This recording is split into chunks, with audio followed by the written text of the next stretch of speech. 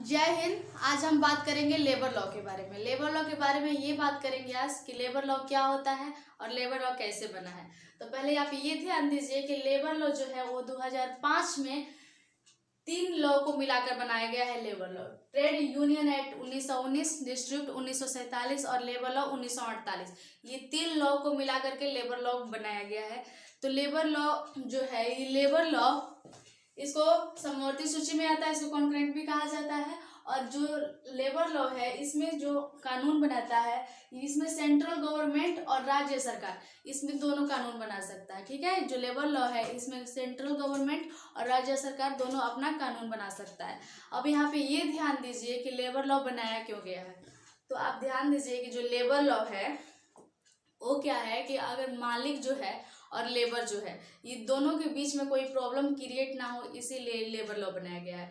अगर मालिक ज़्यादा ही, अगर लेबर लॉ नहीं बनाया गया होता तो मालिक जो ज़्यादा है वो लेबर पे ज़्यादा ही प्रभावित हो जाता, और अगर लेबर जो है वो मालिक पे ज़्यादा ही प्रभावित हो जाता। ठीक है, अगर ऐसा हो जाता है कि जो लेबर हैं वो क्या करते हैं कि अपना अनशन पे बैठ जाते हैं कि हम ये काम ही नहीं करेंगे, और जो मालिक है कोई बिल्डिंग बनाने के लिए कॉन्ट्रैक्ट साइन कर लिया है कि हाँ भाई ये 2 साल में है ये बिल्डिंग हम बनाकर रेडी करके दे देंगे आपको, और जो लेबर होते हैं वो माने ही नहीं, बोल दे कि हम अनशन पे बैठे हैं, हम अपना काम करेंगे ही नहीं।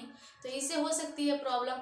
अगर काम नहीं होगा तो मालिक को क्या करना पड़ेगा, कॉन्ट्रैक्ट पे साइन करने की वजह से उसको जुर्माना भी देना पड़ेगा। तो इसीलिए मालिक और जो लेबर होते हैं दोनों की समानता बनी रहे, इसीलिए लेबर लॉ बनाया गया है। समझ गए यहाँ पर। अब जो ध्यान दीजिए कि जो लेबर लॉ है ये ज़्यादा ही लेबर के मतलब झुकाव में बनाया गया है, क्योंकि सरकार का मानना ये है कि लेबर जो होते हैं वो थोड़ा गरीब होते हैं, और गरीब होने की वजह से वो अपनी बातें को सामने अच्छे से नहीं रख पाएंगे। और जो मालिक होते हैं कहीं ना कहीं उनके पास पावर होता है, पैसा होता है, तो पावर और पैसे की वजह से अपनी बातें को आसानी से वो रख सकते हैं। इसीलिए जो लेबर लॉ है ये लेबर की झुकाव में ज़्यादा है। ठीक है, लेबर के लिए बेनिफिट ज़्यादा है। अब यहाँ पे ये ध्यान दीजिए कि कौन सा ऐसा नियम है लेबर का जिसमें संशोधन नहीं हो सकता है, और कौन ऐसा नियम कानून है जिसमें संशोधन हो सकता है, मतलब बदलाव हो सकता है। तो पहले आप ये ध्यान दीजिए कि देखिए 2020 में यूपी में इस जो नियम कानून है इसमें संशोधन हुआ था ना। तो मान लीजिए कि जब आपको पुराना जो नियम कानून है आपको पता ही नहीं होगा, तो आगे जो संशोधन होगा नियम कानून में तो आपको कैसे पता चलेगा कि जो संशोधन हो रहा है हमारे लिए बेनिफिट है या फिर हमारे लिए लॉस हो रहा है। तो आपको पहले से पता होगा कि जो मजदूर के क्या क्या नियम है, क्या क्या कानून है, लेबर लॉ में क्या क्या आता है, हमारा मूल अधिकार क्या है। तो आप ये सब बातें जानेंगे तभी तो आगे संशोधन होगा। मैं ये नहीं कह रही हूँ कि जो हुआ है या फिर जो आगे कभी भी होगा, तो आपको ये पता तो चलेगा कि हमारा जो अधिकार है उसमें हमें बेनिफिट हो रहा है या हमें लॉस हो रहा है। ठीक है, तो आप यहाँ पे ये ध्यान दीजिए कि कौन कौन से उनके नियम कानून है, उनके रूल है लेबर लॉ में जिसमें संशोधन नहीं हो सकता है, मतलब बदलाव नहीं हो सकता है, और कौन से ऐसे संशोधन मतलब नियम कानून है जिसमें संशोधन हो सकता है। तो आप यहाँ पे ध्यान दीजिए कि पहला जो है ये बंधुआ मजदूर, किसी भी मजदूर को आप बंधुआ नहीं रख सकते हैं। बंधुआ का मतलब ये है कि अगर कोई पर्सन है, थर्ड पर्सन आपसे कर्ज ले लिया और आप उसको क्या कीजिए कि जब तक आपको पैसा पूरा नहीं दे देता है तब तक आप उसको अपने पास रखकर अपने घर का काम करवाएं, तो इसी को कहा जाता है बंधुआ मजदूर। तो आप किसी को बंधुआ मजदूर नहीं रख सकते हैं। ठीक है, अब देखिए कॉम्पनसेशन जो है ये मतलब ये है कि अगर कोई मजदूर साइट पे काम कर रहा है आपके पास, ठीक है, और उसकी वहां पे डेथ हो गई, किसी भी वजह से डेथ हो गई, बिल्डिंग के गिरने से वजह से डेथ हो गई या फिर एक्सीडेंट हो गया, कुछ भी हो गया, तो आपको उसको मुआवजा देना पड़ेगा, मतलब उसकी पैसा देना पड़ेगा। अगर डेथ हो गई तो पूरा पैसा देना पड़ेगा, मुआवजा देना पड़ेगा। अगर एक्सीडेंट हुआ तो आप उसको इलाज भी कराना पड़ेगा और उसको पैसे भी देने पड़ेंगे। समझ गए, यहाँ पर पैसे भी देने पड़ेंगे। और ये दूसरा जो ये तीसरा है, और ये चौथा, और तीसरा जो है ये बिल्डिंग रूल। बिल्डिंग रूल का मतलब ये है यहाँ पर कि अगर कोई मजदूर काम कर रहा है बिल्डिंग में, तो बिल्डिंग के जो काम कर रहा है तो आप उसके लिए कुछ अच्छा रूल्स बनाएं। मान लीजिए कोई बिल्डिंग, बहुत ऊंची बिल्डिंग है, उस पर काम कर रहा है, बहुत ज़्यादा धूप निकला है, तो वहाँ पे देखे होंगे आप कि जब बिल्डिंग में मजदूर काम कर रहे होते हैं, बहुत ऊंची ऊंची बिल्डिंग होती है, तो हरे रंग का पर्दा लगाया जाता है ताकि मजदूर को धूप ना लगे, क्योंकि मजदूर भी इंसान ही होते हैं, ठीक है, पत्थर के तो बने नहीं होते हैं, इसीलिए उनकी भी सुरक्षा का ध्यान रखा जाता है। और नीचे अगर पूरी ऊंची बिल्डिंग पे मजदूर काम कर रहे हैं तो नीचे जाली लगाया जाता है ताकि कोई मजदूर अगर गिर जाए तो जाली पर ही अटक जाए, जाली से नीचे ना जाए। समझ गए यहाँ पर? तो ये जो नियम कानून है, ये कह सकते हैं हम कि जो मजदूर होते हैं उनके मूल अधिकार है। मूल अधिकार का मतलब इसमें कभी भी संशोधन नहीं हो सकता है। आप किसी को बंधुआ मजदूर नहीं रख सकते हैं, समझ गए? आप जो कॉम्पनसेशन है वो आपको देना पड़ेगा। अगर किसी की वहाँ पे मौत हो जाती है या फिर एक्सीडेंट हो जाती है तो आपको पैसे देने पड़ेंगे। ये जो बिल्डिंग रूल है, आपको ध्यान रखना है कि जो मजदूर है उसको कोई प्रॉब्लम ना हो काम करने में। टाइमली पेमेंट आपको देना पड़ेगा, मतलब समय समय पे जब उसका मंथली कंप्लीट हो जाता है तो आप उसको टाइम पे पेमेंट देना पड़ेगा। समझ रहे हैं? यहाँ पर ये जो है इसमें संशोधन नहीं हो सकता है, कोई भी बदलाव नहीं हो सकता है और कभी नहीं हो सकता है। लेकिन कौन ऐसे नियम कानून है, कौन ऐसा रूल है जिसमें संशोधन हो सकता है? 2020 में यूपी में हुआ भी था संशोधन, तो ध्यान दीजिए। आगे भी हो सकता है, समझ गए? कभी भी ये हो सकता है। तो आपको ये पता होना चाहिए कि पहले हमारा मूल है क्या, जो मूल हमारा अधिकार है ये है क्या, बाद में संशोधन होगा नहीं होगा तो उसके बारे में बाद में आप डिस्कस कर सकेंगे ना, कि हमारा जो हम बेनिफिट में जा रहे हैं या फिर हम लॉस में जा रहे हैं, हमारे लिए सरकार अच्छा सोच रही है कैसा सोच रही है, ठीक है? तो आप पहले से ही जानेंगे तभी तो आप उसको डिस्कस कर पाएंगे या फिर डिसीजन ले पाएंगे कि हमारे लिए क्या सही करना लो और क्या सही नहीं हो रहा है, ठीक है? तो पहले आपको इसको जानना पड़ेगा। और पहले अब यहाँ पे देखिए, ये हम 2 पार्ट में इसीलिए डिफाइन 2 पार्ट में लिख दिए हैं क्योंकि इसमें कभी भी नियम कानून अलग नहीं हो सकता है, बदल नहीं सकता, और इसमें कभी कभी संशोधन हो जाता है, इसीलिए इसको अलग लिखा गया है। अब यहाँ पे ध्यान दीजिए ये बात, 8 घंटा जॉब कराना है मजदूर से आपको 8 घंटा ही जॉब कराना है। अगर 8 घंटा जॉब करा रहे हैं, अगर 9 घंटा करा दिए जॉब आप मजदूर से, अगर आप 9 घंटा जॉब करा दिए तो यहाँ पे ये हो जाएगा डबल टाइम, मतलब कि कहने का मतलब ये हो जाएगा पार्ट टाइम जॉब हो जाएगा। यहाँ पर पार्ट टाइम नहीं कह सकते हैं इसको, मतलब इसको कह सकते हैं कि डबल ड्यूटी कहा जाता है ना, मतलब दोबारा पार्ट, मतलब कि दिन में भी काम करो रात में भी काम करो, उसी को डबल ड्यूटी कहा जाता है, मतलब वही पार्ट टाइम हो गया है।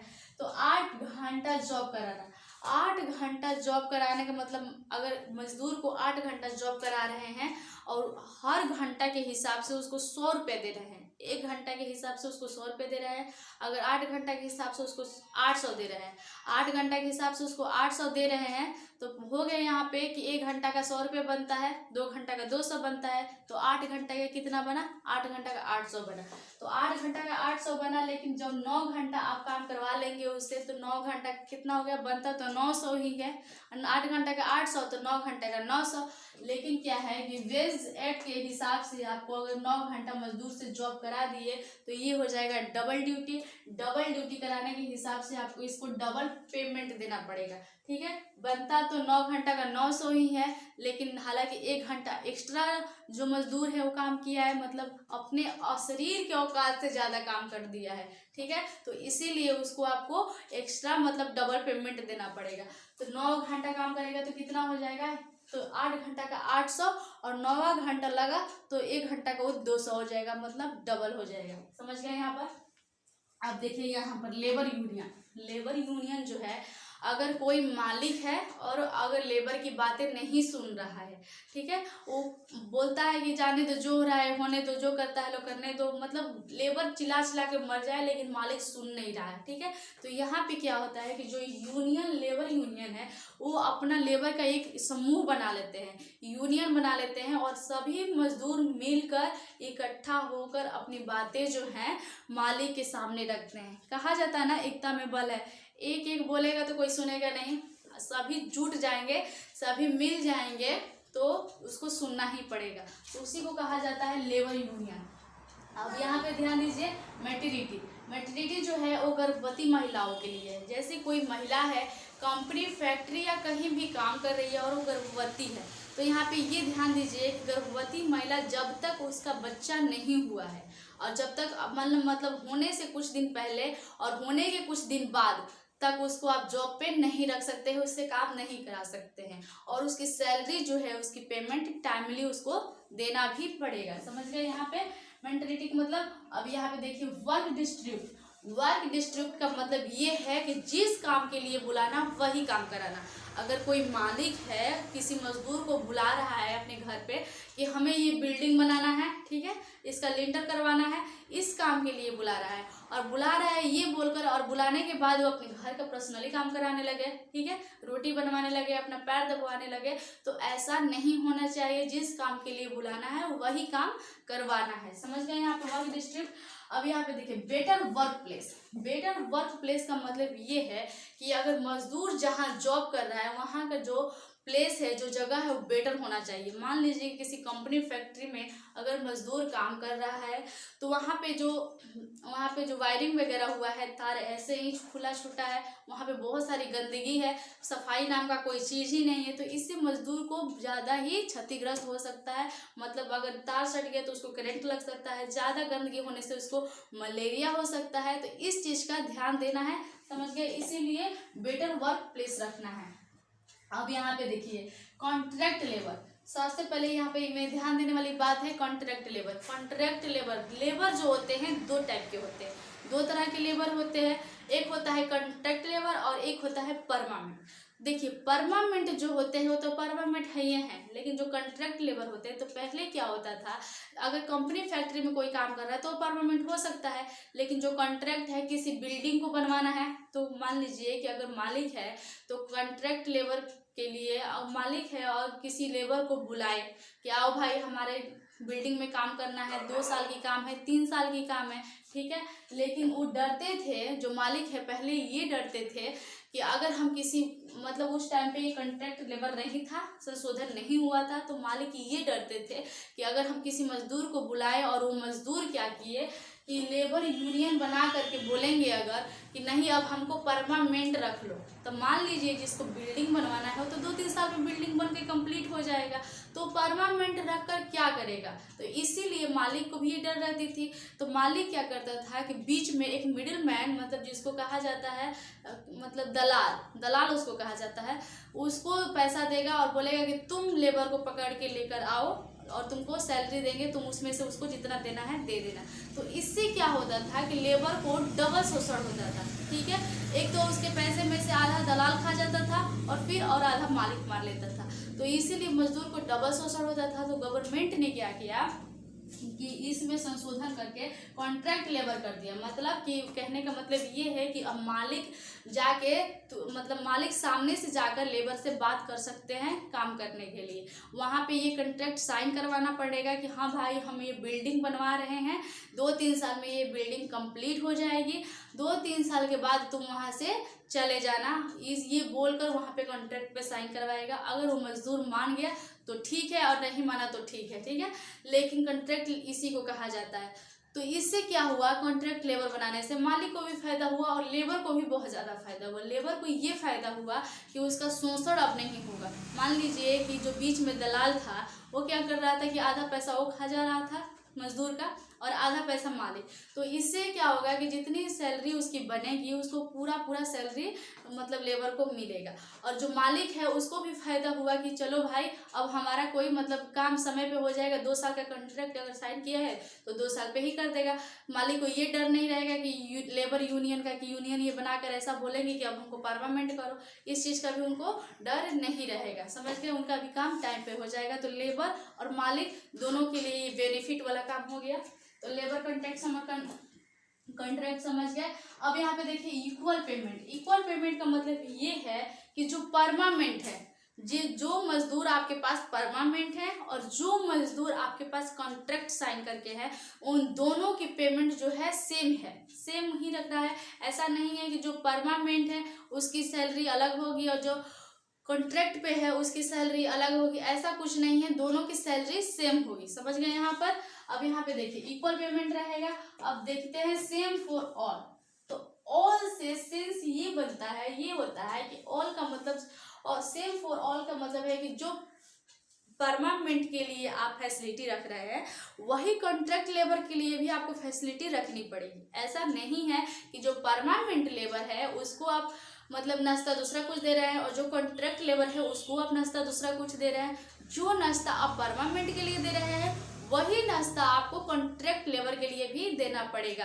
दोनों में से कोई अलग अलग नहीं हो सकता है, दोनों के लिए एक ही होना चाहिए, एक ही होगा। इसीलिए सेम फॉर ऑल जो परमानेंट के लिए रूल नियम कानून रहेंगे वही जो कॉन्ट्रैक्ट लेबर के लिए भी वही होंगे। ऐसा नहीं है कि खाना उसके लिए कुछ बहुत अच्छा हो गया परमानेंट के लिए और जो कॉन्ट्रैक्ट साइन करके है उसके लिए कुछ अच्छा नहीं हुआ, ऐसा कुछ नहीं है। अगर उसको 3 टाइम चाय मिलता है तो जो कॉन्ट्रैक्ट लेबर है उसको भी 3 टाइम चाय मिलेगा, उसको 3 टाइम नाश्ता बनता है तो उसका भी 3 टाइम नाश्ता बनेगा। ठीक है, समझ गए यहाँ पर। अब ये ध्यान दीजिए कि अगर हटाने से पहले गवर्नमेंट को इन्फॉर्म कर, अगर कोई फैक्ट्री में कोई कंपनी में लेबर जॉब कर रहा है तो वहाँ से अगर मालिक उस लेबर को हटा रहा है तो उसको गवर्नमेंट को इन्फॉर्म करना पड़ेगा कि आप किस वजह से, ऐसी कौन सी वजह है जिसकी वजह से आप लेबर को किसी कंपनी से हटा रहे हैं या फिर किसी फैक्ट्री से हटा रहे हैं, किसी जगह से आप जॉब करा रहे हैं और हटा रहे हैं। तो ये चीज़ आपको गवर्नमेंट को इन्फॉर्म करना ही पड़ेगा। समझ गए यहाँ पर। देखिए अब ये नियम कहाँ लागू होता है ये भी ध्यान दीजिए। नियम ये वहाँ पे लागू होता है कि मान लीजिए कि अगर किसी के घर हमारा है या फिर किसी का भी ऐसे घर है जहाँ पे 2 3 4 नौकर रहते हैं, ठीक है, या फिर कोई ड्राइवर है 3 4 5 है, तो मान लीजिए उसको हटाने से पहले आपको गवर्नमेंट को इन्फॉर्म करने की कोई ज़रूरत नहीं है। मतलब ये है कि अगर 1000 से नीचे या फिर 100 या 100 से नीचे ही अगर लेबर आपके पास जॉब कर रहे हैं तो आप उनको मतलब ऐसे ही हटा सकते हैं, बिना गवर्नमेंट को इन्फॉर्म किए ही हटा सकते हैं। ठीक है, इसमें कोई बहुत बड़ी बात नहीं है। लेकिन अब जो कंपनी फैक्ट्री होते हैं उसमें 1000 2000 3000 4000 ऐसे जॉब मतलब लेबर काम करते हैं, तो उसमें जब अगर कोई लेबर को हटाएंगे तो उसमें गवर्नमेंट को इन्फॉर्म करना पड़ेगा कि हाँ भाई हम क्यों हटा रहे हैं इस लेबर को, क्यों, वजह क्या है, क्या मतलब नियम कानून है इसका। समझ गए आप। तो देखिए, तो ये जो मालिक है उसको ये बताना पड़ेगा कि वो लेबर को क्यों हटा रहा है, उसका मतलब वजह क्या है। तो मालिक बोल देगा कि देखो भाई हमारी जो कंपनी है, जो हमारी फैक्ट्री है वो लॉस में चल रही है, इसीलिए तुम जाके कहीं और जॉब कर लो। तो सरकार भी इस बात को मतलब मान लेगी कि हाँ भाई इस जो आगे वाला जो मालिक है उसकी कंपनी डूब रही है या फिर मतलब वो लॉस में चल रही है, तो तुम दूसरे जगह जाके जॉब कर सकते हो। मान लीजिए कि अगर मालिक का जो फैक्ट्री कंपनी है वो लॉस में चल रहा है या फिर उसकी कंपनी डूब गई, तो लेबर वहाँ रहकर भी क्या करेगा। तो मतलब वजह चाहे जो भी हो मालिक को इन्फॉर्म करना पड़ेगा गवर्नमेंट को। समझ गए यहाँ पर। अब यहाँ पे देखिए सॉल्व डिस्प्यूट इजिली, मतलब ये है कि अगर मालिक और लेबर दोनों के बीच में ऐसी कोई प्रॉब्लम हो गई, हमेशा युद्ध हो गया, कहने का मतलब ये है कि अगर कोई ऐसी बातें हैं जो मालिक नहीं सुन रहा है लेबर का और लेबर नहीं सुन रहा है बातें का, मतलब लेबर नहीं सुन रहा है मालिक का, तो उसको क्या किया जाता है कि आसानी से बैठ के उसको सॉल्व किया जा सकता है। तो ये जो है, ये जो लेबर लॉ है इसमें कुछ ऐसे नियम कानून हैं, आप ये समझ गए हैं। मैं देखिए यहाँ पे एक बात, मैं इस बात को मानती हूँ कि बहुत ऐसे लेबर हैं जो शिक्षा मतलब पूरा नहीं है या फिर शिक्षा की कमी है, उनके अंदर थोड़ा शिक्षा की कमी है और वो जो लेबर है वो अपने मूल अधिकार को नहीं जान पाते हैं कि हमारा जो मूल अधिकार है वो हमारा मूल अधिकार क्या है। ठीक है, तो उनको ये अपना जो नियम कानून है उनको जैसे भी मालिक रखता है वो रह जाते हैं, जो कहता है वही करते हैं। लेकिन उनको भी ये जानना चाहिए, जो जिस फील्ड में है उसको ये जानना चाहिए कि हमारे लिए क्या नियम कानून है, हमें कैसे रहना है, कौन ऐसी बातें हैं जो हमको सहना है और कौन ऐसी बातें हैं जो मालिक की हमें नहीं सहना है। तो शिक्षा की कमी होने की वजह से ये बात मैं मानती हूँ कि बहुत मजदूरों को अपना अपना मूल अधिकार भी नहीं पता होगा। लेकिन ये मूल अधिकार पता करना चाहिए कि हमारा मूल अधिकार क्या है, हम क्या चीज़ पे उस पर एक्शन ले सकते हैं और कौन सी चीज़ें हैं जिस पे एक्शन हम नहीं ले सकते। तो ये सब चीज़ें जो है हर किसी को पता होनी चाहिए। अब जो इंसान जिस फील्ड में है उस फील्ड के हिसाब से उसको पता होनी चाहिए कि इस फील्ड में हम हैं तो हम मतलब कौन सा ऐसा नियम कानून है जिसमें हम एक्शन ले सकते हैं। अगर कोई हमारे ऊपर ऐसे ही दबाव बनाए और ऐसे ही दबाव बनाए तो कौन ऐसा मतलब नियम कानून है जिसको हम एक्शन नहीं ले सकते हैं। तो ये सब ऐसी बातें हैं। ठीक है, तो आप समझ गए हैं लेबर लॉ के बारे में, तो आप इसका स्क्रीनशॉट लीजिए। फिर हम नेक्स्ट वीडियो में आपसे दूसरे टॉपिक पे बात करेंगे।